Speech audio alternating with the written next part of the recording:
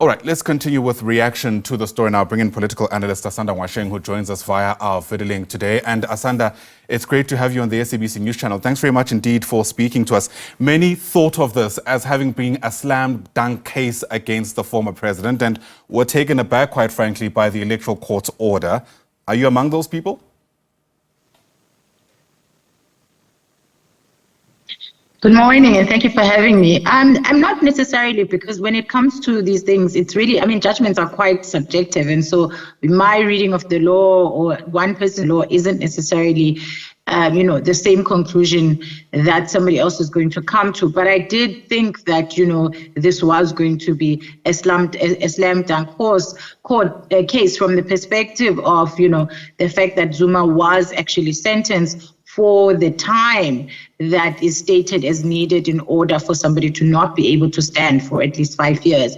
But, now that we have we've got the ruling, but we don't have the reasoning behind it. So it's going to be quite interesting to see what the reasoning behind it is going to be. But also, I suspect that this one is not going to end here. And I suspect that the Constitutional Court is going to have to give its opinion on this before we can lay it to rest, because this particular instance doesn't only affect Zuma, but also affects the future of South Africa and how South Africa engages with people who are charged with corruption or any, I suppose, any crime for that matter, who are in positions of power, and determining when they can and for how long they can't participate. Because I think that part of why that act was in there, or that law was in there in the first place, is precisely because you don't want a situation where somebody, for instance, is accused of corruption while in a position, kind of goes away for a little bit and then comes back very soon after that, and ensures that, the charges go away, or does something using the power that they have. So it's going to be interesting to see what the reasoning behind the decision is, and to see if this will be the end of it. I suspect that it may not be the end, and that we're going to end up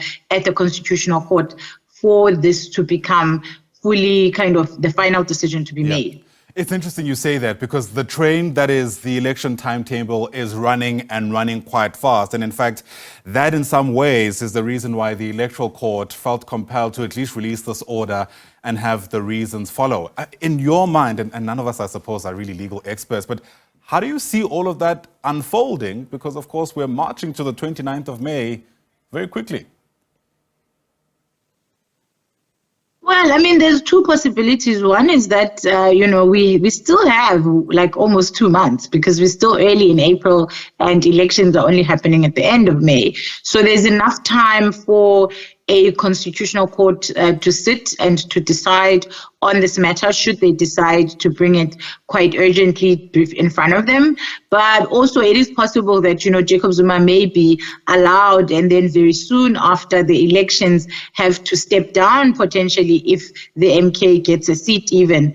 So I can't really say how it's going to go, because it all depends on what the Constitutional Court decides and what the judiciary itself decides. But I think it's going to be very critical for the Constitutional Court and the judiciary as a whole to really think carefully about their next step, because we cannot have the other courts outside of the Constitutional Court making final decisions on such important issues. Because as I've said, while this issue right now is about Jacob Zuma, and I think people respond very differently because it's Jacob Zuma, but this is not just about Jacob Zuma. It's about South Africa's democracy. It's about South Africa's governance, and how it is that as a country you can and are able to prevent people who are criminals, in effect, from getting into power and continuing to use and abuse that power once they're in it,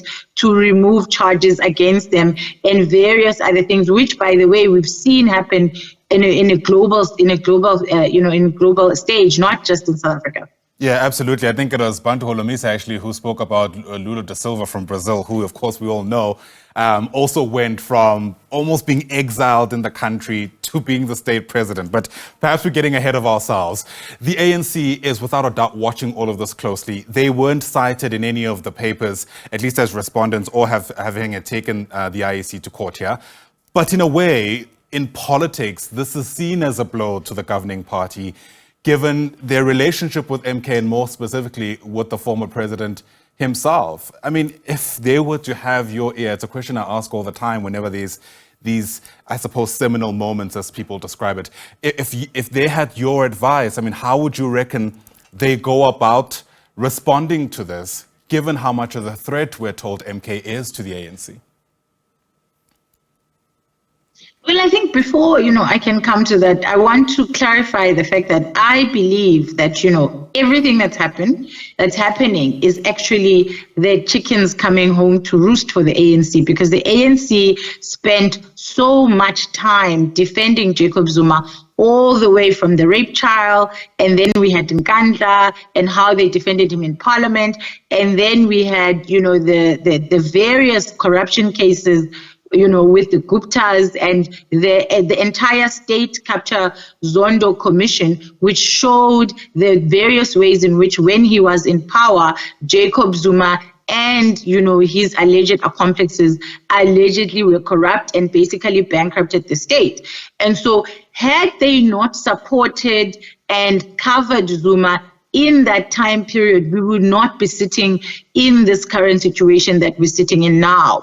And so I think the ANC is having quite a sobering moment, and the realization that what South Africans have been saying all along, that you cannot deal with corruption in a different way because it's one of your comrades. You have to be able to deal with corruption, directly and cut it out at the stem as soon as it rears its ugly head, because all it does when you grow and you support and you defend it is that it grows. And at this point, we are now looking at former President Jacob Zuma potentially coming back to do more damage, as far as I'm concerned, than what he did the previous time. So in terms of what this means for the ANC and the upcoming election, it is a sad case for them, but this is, this is of their own creation, and they're going to have to reckon with the potential of having one man who they spent a lot of time and energy on now being one of their biggest enemies and potentially losing some votes to him, such that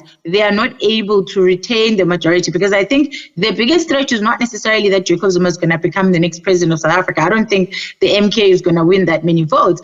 But the biggest threat is that they face the possibility of the MK party taking enough votes from the ANC for the ANC to no longer be the majority party, and potentially to even be so far from the majority that they're not necessarily able to recover. And in fact, what is I suppose an even worse possibility is if the MK then becomes a kingpin maker, in the same way that we've seen the EFF become a kingpin maker in a lot of these municipal elections. And we've seen how disastrous that has been when you have a political party that essentially doesn't have the mandate of the people in terms of numbers, but yields a lot of power because, the party that got the most votes requires their percentage in order to be able to govern and follow the mandate of the people, as it were. Yeah, absolutely. What an interesting time to cover not only news in this country, but certainly the politics around the 29th of May. Asanda Ngoasheng, great to have your insights. Thanks very much indeed for speaking to us.